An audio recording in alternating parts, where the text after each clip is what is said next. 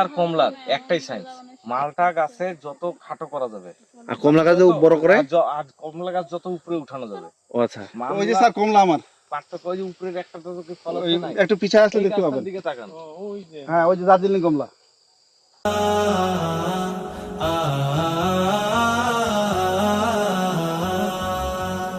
ওঠানামা হয়।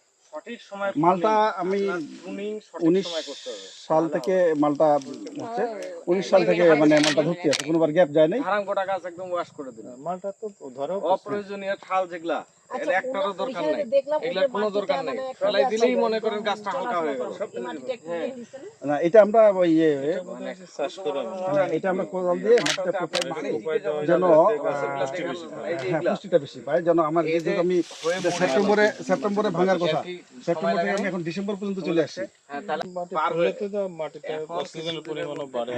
আর ওই যে কিছু শিকড় কাটা যায়, কাটা যাওয়ার পর তখন দ্রুত সবাই বাঁচবার জন্য আপ্রাণ চেষ্টা করে যে আমাকে মানে বাঁচে থাকতে হবে।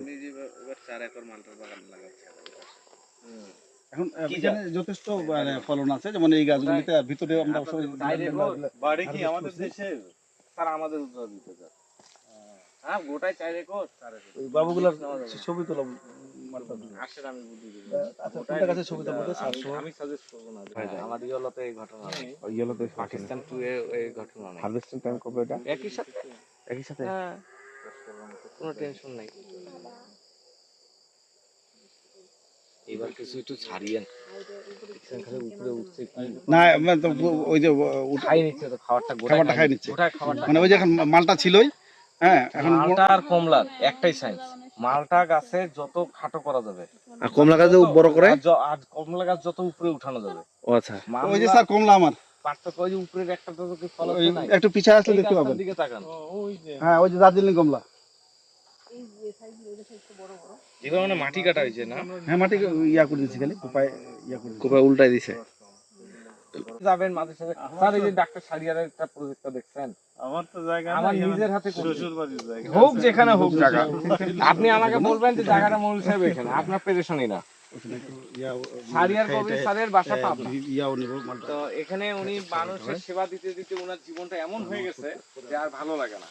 তো শুক্রবারে স্যার উনি একটু ফ্রি টাইম এসে এখানে জায়গা আচ্ছা কিনে এখানে আমার একটা ছবি তুলে না এই যে হ্যাঁ ওটাই মানে এই কোনটা কাছে ভালো হবে, যে যেই জায়গাটা হোক মানে সবারই ছবি আমরা করি।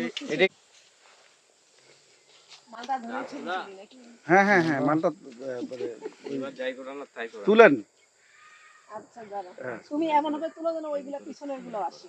মানে মানে এখানে এটা এটা কি এখান থেকে দিয়ে দেব? হ্যাঁ হ্যাঁ, কোনো আলাপ নাই, এটা কালা কোনো আলাপ নেই এখানে, একদম সমান ভাবে সমান, একদম সমান। নাহলে আপনি এই যে এদিক দিয়ে আসেন, এদিকে সামনে গুলো তো হবে। এইভাবে কাটলে গাছের ক্ষতি হবে না, কোনো ক্ষতি হবে না। আর এখন পার হয়ে যাচ্ছে সময়, আর কবে কাটবে?